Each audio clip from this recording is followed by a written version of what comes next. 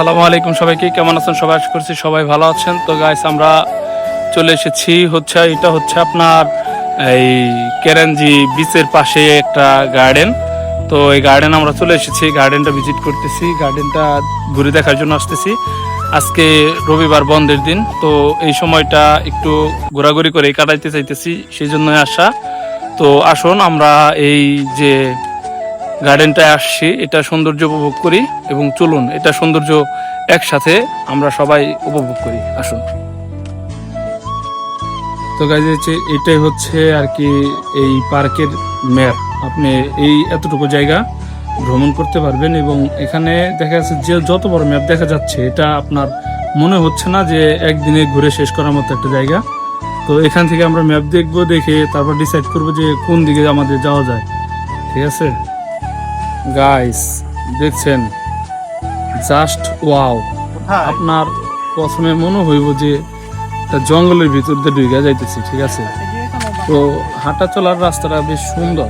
এটা মেন বিষয়টা দেখতেছি শুধু হচ্ছে আপনার এই শুধু গাছপালা আর গাছপালা। ঠিক আছে, পাশাপাশি ছোট ছোট লেক আছে, এই গাছপালাগুলো প্রচুর পশু পাখি আছে এখানে, যেগুলা দেখেও একটু ভালো লাগতেছে নিজের ভিতরে। তো আসুন আরো সৌন্দর্য দেখবো, আমরা পুরোটাই ঘোরার চেষ্টা করবো। তবে এটা একদিনে ঘুরে শেষ করার মতো জায়গা না, এটা বিশাল, এই যে বিশাল।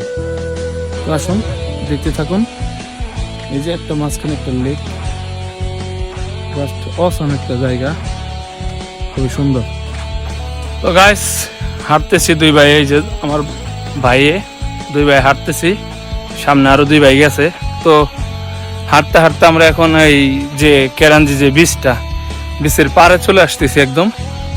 তো দেখতেই পাচ্ছেন চারিদিকে বেশ সুন্দর একটা জায়গা আর কি, মানে খালি গাছপালা দেখতে পারবেন। ঠিক আছে, গাছপালা আর এলাম নানান ধরনের পশু পাখি, এগুলাই দেখতেছি। তার পাশে আবার মনে করেন যে বিচের একটা ফিল নিতে পারবেন, মানে একটা জায়গায় দুই ধরনের অনুভূতি আপনি পাইবেন এখান থেকে। ঠিক আছে, যারা সিঙ্গাপুরে আমাদের ভাই বেড়াদার যারা আশেপাশে আছেন, তারা আসতে পারেন এখানে। তো ভালো সময় কাটানোর জন্য এদিকে আসতে পারেন। আর দেখেন এই যে নদী, এই নদীটা পার হইলেই আপনার হচ্ছে এই যে নদী, এই নদীটা পার হইলেই মালয়েশিয়া। এই যে মালয়েশিয়ার বিল্ডিং গুলা দেখা যাইতেছে, দেখছেন কত কাছাকাছি।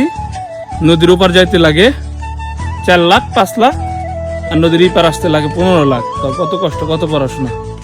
ঠিক আছে, চাইলেই সম্ভব না যে ওই দেশ থেকে একজন লোক অবৈধভাবে এই দেশে এসে থাকবো।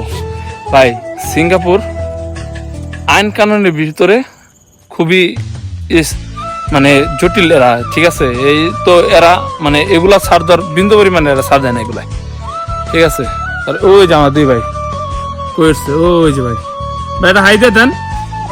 ও সেরা সেরা, আসতেছি, ওয়েট। তো গাইস এই যে জায়গাটা দেখালাম, এখন এটার উপরে উঠবো, উঠে বিচের ভিউ এবং পার্কের এই ভিউটা উপভোগ করবো। তো আপনাদের সাথে নিয়ে করতেছি, চলেন উপরে উঠি। এই যে হচ্ছে ওঠার জায়গা, সিঁড়ি বেয়ে এখন উপরে উঠবো। গাইস জাস্ট ওয়াও একটা জায়গা। ঠিক আছে, মানে এমন একটা জায়গা করে রাখছে আপনার এখান থেকে এই যে মালয়েশিয়ান ভিউটা একদম সেই, জাস্ট ওয়াও। আল্লাহ পাকের তৈরি এই সৃষ্টি যে কত সুন্দর, এটা স্বচক্ষে ভ্রমণ না করলে বোঝা যায় না। খুবই সুন্দর একটা জায়গা ভাই, একদম অসাধারণ একটা জায়গায় ভিতরে আছি। যেমন এই পাশে হচ্ছে নদী মালয়েশিয়া, আর হচ্ছে আমার এই পাশে হচ্ছে বোটানিক্যাল গার্ডেন সৌন্দর্য। এই যা আমরা পার্টনার গুলো আইসি আজকে 4 জন। সুজন ভাই একটা হাই দিয়ে দেন, সুমন ভাই হাই দেন একটা। আর ওই যে পিছনে আছে ফয়সাল ভাই, সিনিয়র ভাই, ফয়সাল ভাই আছেন আপনি? অবশ্যই হাই দেন। গাইস সেই জাস্ট অসাম একটা ভিউ গাইস, জাস্ট ওয়াও। দেখেন ওয়াও, সেরা সেই জায়গা, অস্থির।